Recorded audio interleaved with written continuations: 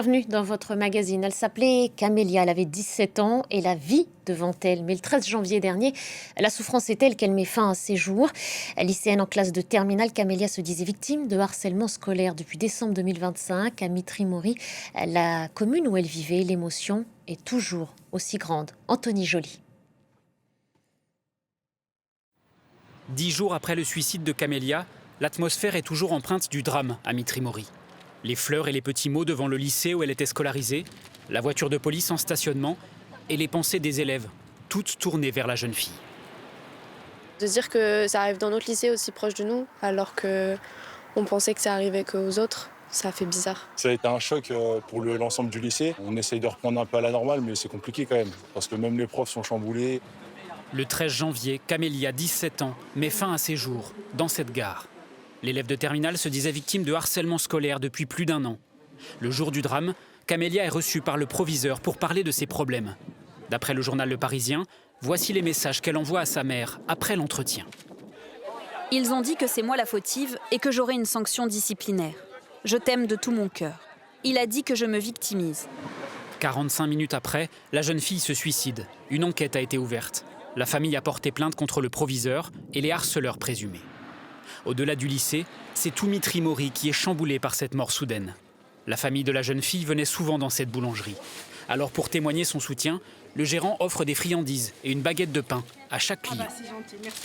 C'est juste un geste solidaire pour la famille, pour montrer aussi qu'on est avec eux dans cette épreuve. C'était une jeune du quartier, donc forcément ça nous a tous émus et tous touchés d'apprendre cette disparition. Le geste, symbolique, est apprécié. Vous savez, ça fait mal au cœur. Et puis, je pense que c'est une bonne initiative déjà pour sa mémoire. Dimanche matin, une marche blanche est organisée en hommage à l'adolescente à l'initiative de la famille. Avec un mot d'ordre, ensemble contre le harcèlement scolaire. Et on accueille notre invité sur ce plateau, c'est vous, Nora Tirane. Bonjour à vous, merci d'être avec nous. Vous êtes la présidente de l'association Marion la main tendue. Cette association porte le prénom de votre fille, Marion, victime elle aussi de harcèlement au collège. Marion en grande souffrance en 2013, en février 2013, mais alors fin à ses jours. Vous racontez cette histoire, la vôtre, dans cet ouvrage. Voilà, Marion, 13 ans pour toujours, aux éditions Calment-Lévy. Je le disais, vous menez donc ce combat contre le harcèlement scolaire au sein de cette association. Il y a eu Marion, il y a eu Nicolas, il y a eu tant d'autres enfants jusqu'à Camélia aujourd'hui. Un drame effroyable et le constat sans doute d'un échec collectif d'abord, de se dire que ces enfants ne sont pas protégés aujourd'hui face au harcèlement scolaire qui continue. Oui, parce que c'est un échec collectif, parce qu'en 2013, quand Marion est décédée, on n'en parlait pas, on parlait de violence en milieu scolaire, c'est des faits divers, et aujourd'hui c'est plus un tabou, le mot il est posé par vous, par nous, par les parents, par les enfants. Donc oui, c'est un constat d'échec collectif. Oui, absolument. Quand vous écrivez cet ouvrage, voilà, derrière la couverture, il y a ce chiffre que vous annoncez en 2015. Vous l'écrivez en 2015, ce livre. 1 élève sur 10 est victime de harcèlement à l'école. Aujourd'hui, c'est 1 sur 6, d'après les derniers chiffres de Santé publique France. Comment vous les regardez, ces chiffres en hausse ? Qu'est-ce qui ne va pas ?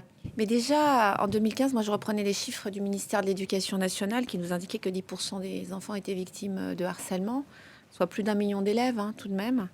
Et nos derniers chiffres à nous de notre baromètre, c'est 1 élève sur 5 au collège et au lycée. Et en effet, Santé publique France indique 1 élève sur 6, c'est-à-dire en moyenne 4 à 5 enfants par classe de 25.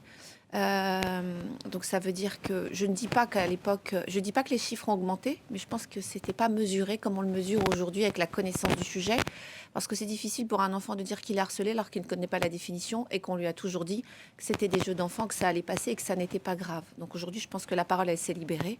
On fait bien la distinction entre des taquineries, des chamailleries et un harcèlement caractérisé. Oui, les aujourd'hui enfants cette comprennent. différence. Oui, tout à fait. D'abord, ils ont compris la répétition, ils ont compris qu'il y avait de la souffrance.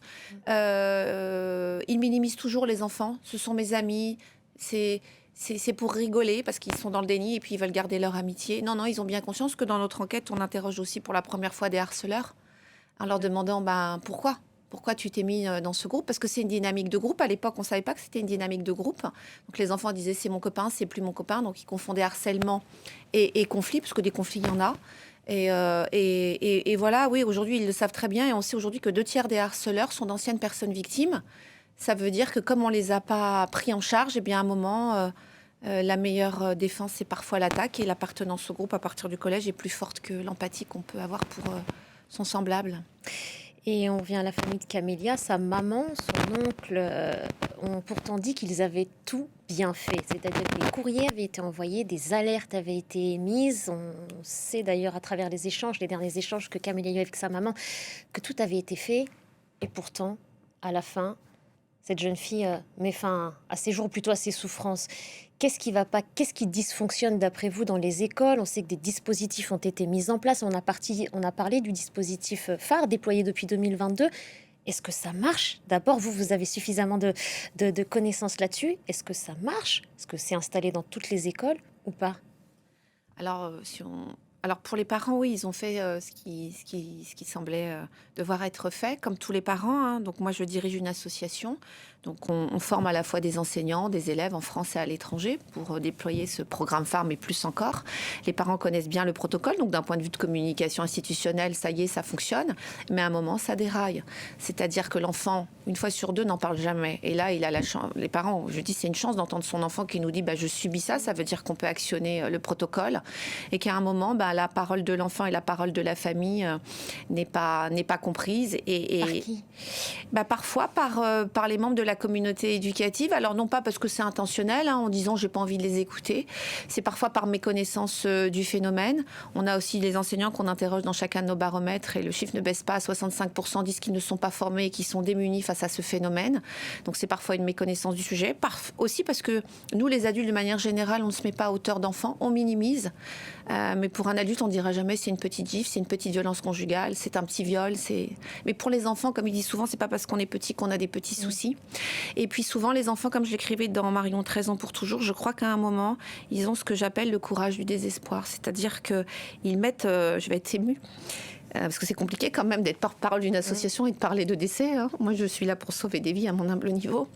C'est partie de votre histoire aussi, ce combat. C'est une mission aujourd'hui, oui. Je vais faire plein d'autres choses, mais là, je consacre une grosse partie de ma vie à ça.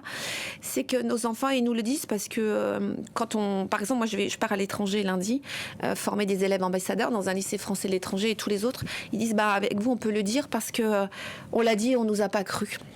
Et moi, je leur dis, je vous crois, et maintenant, comment on va prendre en charge?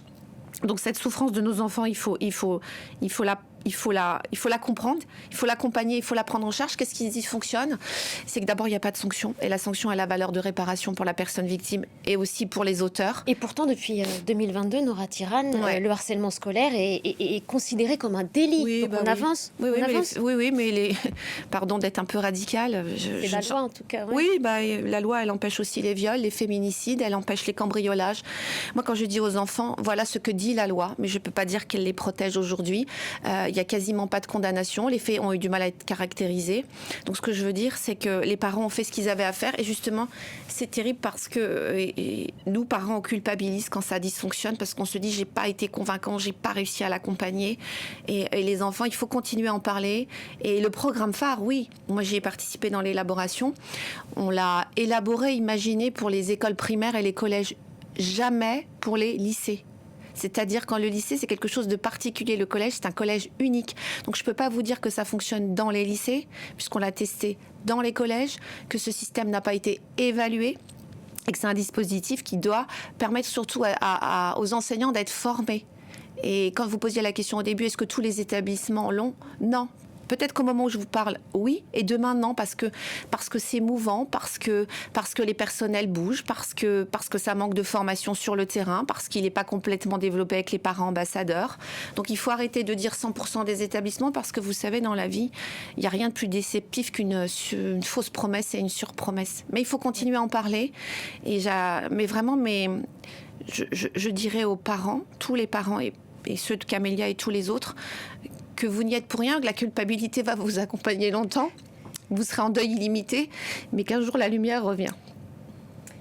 Merci beaucoup Nora Tirane, merci d'être passée par le plateau de France 24 et voilà, je renvoie votre ouvrage Marion 13 ans pour toujours et puis l'association que vous présidez, Marion, La Main Tendue. Merci beaucoup.